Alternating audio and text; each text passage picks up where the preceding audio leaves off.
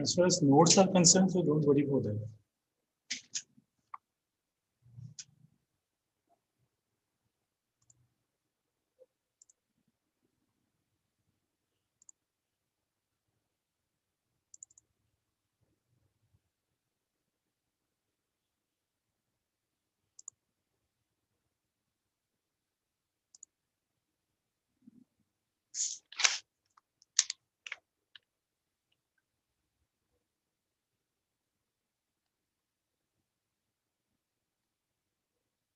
So, shall we start?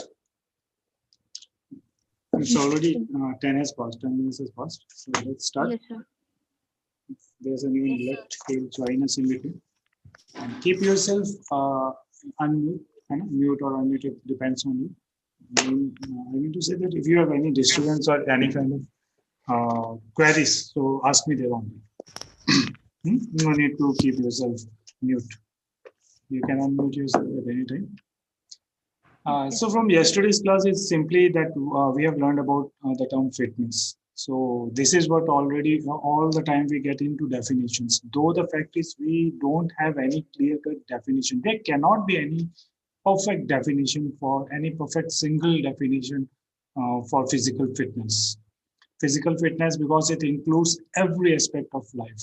In general, if I say apart from those terminological, physical, psychological words, we can say that fitness includes your professional efficiency, your daily routines, your family life, your personal life, your mental attitude, your behavior. So that is the reason it's very tough to cover every aspect of life in fitness in a single definition. So though we have referred some of the definitions yesterday also, and this is what simply we can say that these are the definitions which we have referred yesterday also. And so now we are proceeding for other topic, and that's importance of physical fitness. And physical fitness, we have come to know that is something that is very much related with our own self. It's not only related with the physical appearance of the body. It is what happens inside our body, and we having a number of organs working inside us, and the important one is the mental one. So it's the attitude also. Same way, when we talk about importance of physical education, we cannot neglect every other aspect. We cannot neglect the aspects apart from which are not appearing us physically, which is not really apparent to us. So, in general terms, the first one is physiological efficiency. That's the perfect example, perfect importance of physical fitness. So, it's physiological efficiency. Physiological efficiency, let's cover every physical aspect into it, the physical body and what constitutes this physical body. So, to make it more easy, let's start with the body systems only. So it's the body systems only. You can include every body system of the body, and let it be a nervous system, let it be a muscular system, let it be a cardiovascular, the heart system, blood system, every system of the body. So that's what the physical efficiency is. So every system of the body is involved into it. From circulation to every aspect, from where we are getting the food, from how we are digesting those food. So it involves physical fitness. Importance of physical fitness shows that we get efficient physiologically. We get efficient, we make our body more efficient physiologically. And this involves the muscular, metabolism, digestion, body composition, even the cholesterol level, the posture of the body.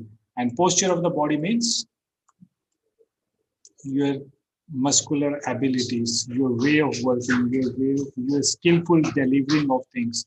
So that involves physiological. The importance of physical fitness is physiological efficiency.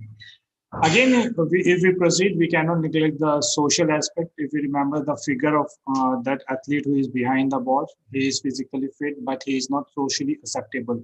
So this is what social efficiency, importance of physical fitness is. It makes us, it brings efficiency socially in us. It makes us more efficient socially. It makes us more acceptable in society. It makes us really realize that what we are for the society, how we are responsible for the society. In simple terms, physical fitness give us make us realize that what social efficiency is. So, in other terms, we can name it on various ways. We can point it down to number of other points that we can say that is self image is there, behavior is there, social adaptability, role in the society, or we can say social recognition, number of other quality that get involved into it. So this is the wider concept. That physiology is a wider concept, sociology is a wider concept, and we can have number of points under this. So beneath these headings, we can have number of small subheadings also. Like in social, what social qualities that sports, physical fitness, activities teaches us. It's also about the character. It's also about discipline. It's also about loyalty. It's individuality. So we have to consider that what point comes under which. And the next we cannot neglect the important one. It's all about the mental attitude. It's all about the mental abilities of individuals. So it's the psychological efficiency. Again, we can name it on different terms. We can name it on various points. We can name it. We can say it as that we are talking about the mental ability, mental attitude of individuals. So it's all about psychology is mostly is all about mental efficiency, mental efficiency. So you have to be mental efficient, mental sharpness. It's there. It's all about your thinking abilities. It's all about your reasoning ability. So it's more psychological. It physical fitness makes us psychologically very efficient. So what more psychological means? We are able to maintain our stress level, stress management, the positive attitude, group dynamics, motivation. So all these wider aspects come into it. It's so these are the 3 points which we have highlighted, and these are the broad points. So we can further divide it onto number of points. So it goes up to 50 points almost. So these are what the point. What's the importance of physical fitness? In broad, we can say that we get physically benefit, we get the social, we get the psychological benefits. So this is all about the importance of physical fitness. Apart from this, if you really want to go for some further points that are not you are thinking comes beneath or beneath these points, so that can be said named as, you can say it as it's the personal habit. Physical fitness importance is personal habit. It improves your personal habit. You can say that it improves your productivity. Your efficiency gets improved. You work. You remain energetic. So it's the vigor level of the organs that makes you very happy. So it's your contribution in the society. And it's another way you can also say is the active participation. So that's also important. So we can increase. So it's all number of importance, number of aspects we can include into it. This is what importance of physical education. This is really important. So it's principles of physical fitness. See, whenever we do some activity, there are some principles that we have to follow. If we are walking on a road, we have some principles that we have to follow. Same way, we're having some guidelines that are really required if we want to develop our physical fitness. So this is what the principles of physical fitness says. First one is of prime importance, physical fitness. It requires, the guideline is specificity, scientific and systematic. Whatever workout you do, whatever physical fitness you are aiming for, say it's of strength, it's of flexibility or anything, that workout, that physical fitness program has that specificity, has to has in a scientific way, in a systematic approach. So first guiding principle of physical fitness development is specificity, scientific and systematic workout. If it's not scientific, it's not systematic, it's not properly planned out, it may lead to injury. So that's the principle that's very important. We have to follow it. Individuality is really very important, and what we mean by individuality is we having our own individual aspects. Every fitness is based on some individuality. What's good for me may not be good for you. You must be lacking in some flexibility zone, and I must not be lacking in that flexibility zone.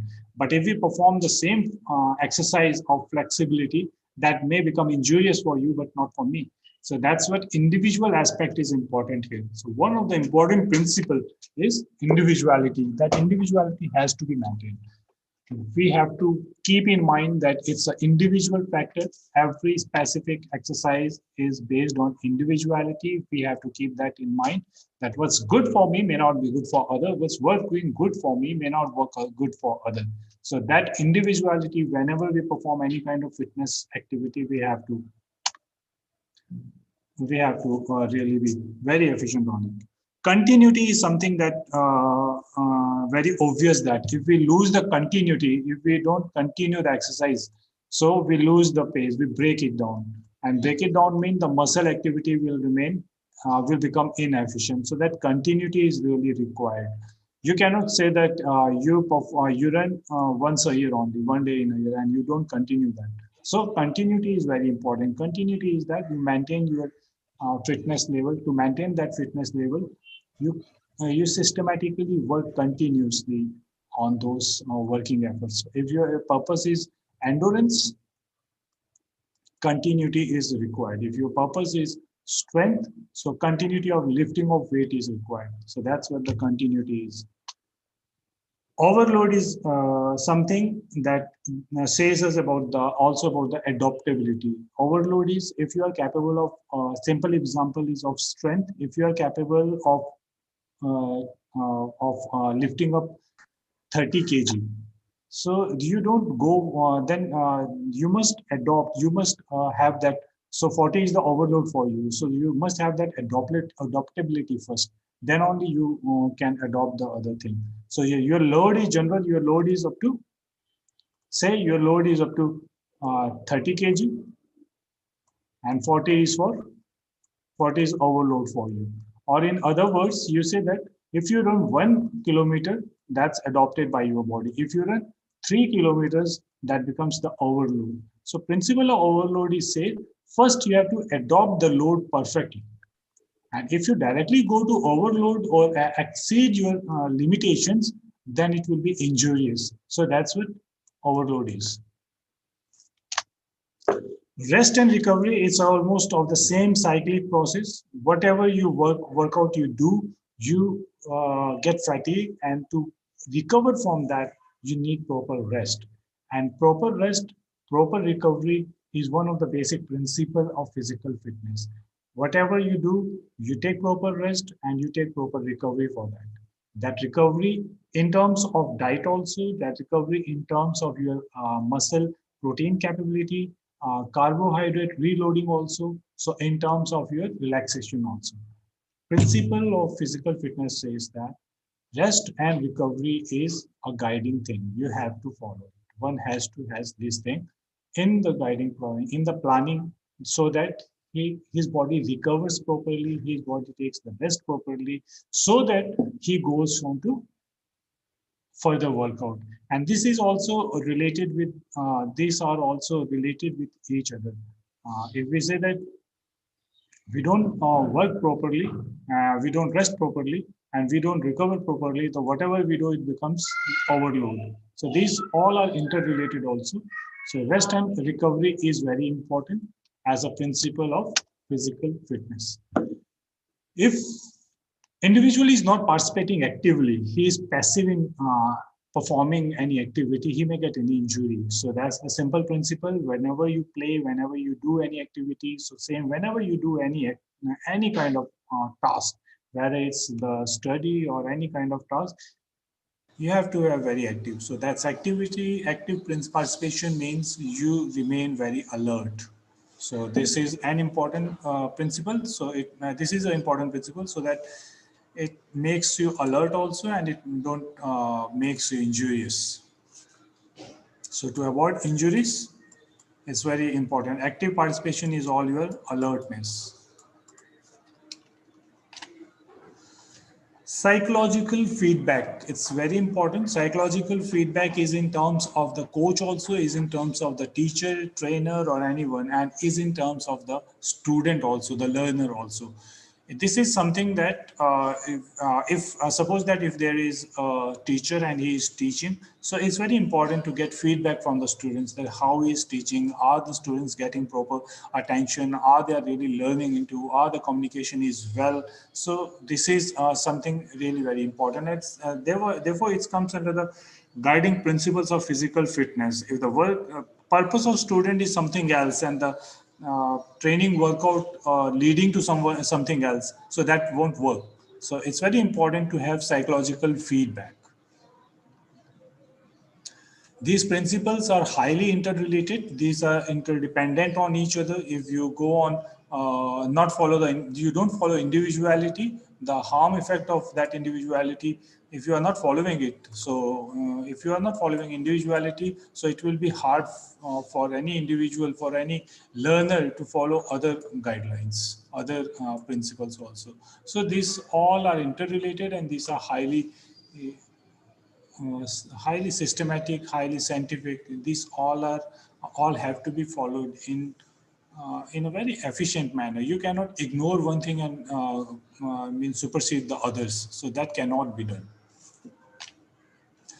Safety and preventive invention, that all comes into it. If you follow all these things, you remain safe, you remain preventive. So safety and prevention is important principle for any aspect, for any, whether it's a college learning, whether it's a track marking, whether it's a uh, walking on a road, so safety sitting on at home. So it's always important. Safety and preventive measures are always important. Preventive measures, it includes your warming up, it includes your warm down, it includes your diet planning. So these are the preventive measures so that your muscle get proper recovery from that. And that's what all these are preventive measures. In case you want to really write on further, you can have these things that it involves your diet planning, it involves your sleep mechanism also, it involves all your protective equipments. So these are the preventive ways. It also involves the facilities you are using. In case you are using equipments which are not safe, so that also comes under it. You are running on an uneven track, so that also makes you injurious. So these are all the safety and preventive measures. So if you want to be physically fit, if you want to develop fitness level, if you want to enhance the fitness level of yourself, these are the guiding principles which are important and that we should follow these principles. Next one is factors. Those are affecting physical fitness. What are the chances? What are the limitations, delimitations that affect our physical fitness? Anything that affecting that making our fitness level limited and not making and not leading us to enhance our physical fitness is the are the factors that affect our physical fitness. So in that case, first one is the personal habit. That's very important. You have to have personally involved into the thing. Your mind should get involved into it. You must know that what are the habits that are increasing, what are the habits that are really making you learn all these things. If you are not following good habits, sorry, if you're not following good habits, so physical fitness is going to be affected. So it's simple and important that factors those are affecting physical fitness is your habits. And these habits involve that if you are thinking yet you wake up at 11 a.m., you have your lunch, breakfast at 11, and you go to running at 11:10. So this habit will not work. So you're having a personal habit of drinking, smoking, so it will not work. Physical fitness, if you want to develop your physical fitness, these are the factors that really affect. This you have to improve upon. You cannot make yourself physically fit with these. So this is a prime factor that tends you to learn how to develop physical fitness. So this is a prime factor that makes your physical fitness affected, that makes your health affected. So it's personal habits. Balanced diet, of course, it also comes into personal habit also, but as a separate aspect also. Balanced diet is something how much diet you are. Some of the elite athletes, or some of, not some of the, even most of the athletes and most of the health dietitians have really confirmed that it's the 99% is the diet that affects our health, that maintains, to maintain our physical fitness level.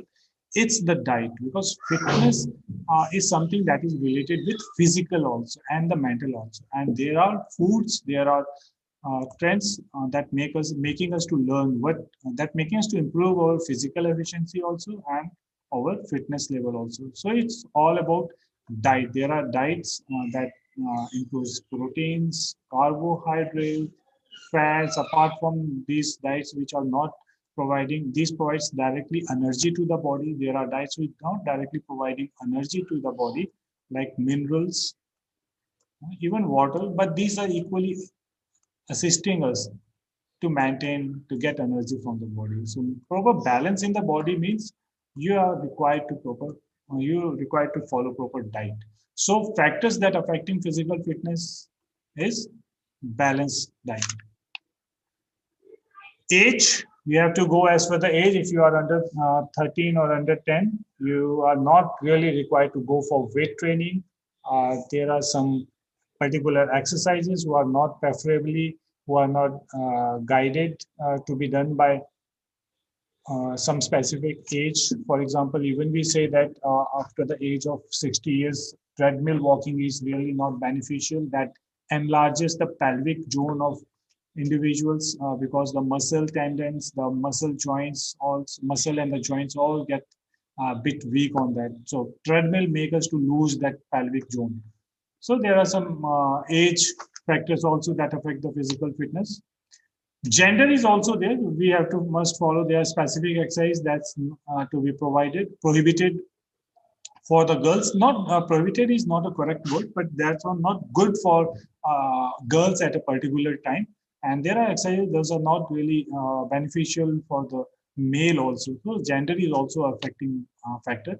Psychological aspect, definitely, if you are not getting involved yourself psychologically, so you will not do it good. It just says that your voluntarily participation, your motivation, how much you are getting involved into the activity. So that's also important. It becomes an important factor also.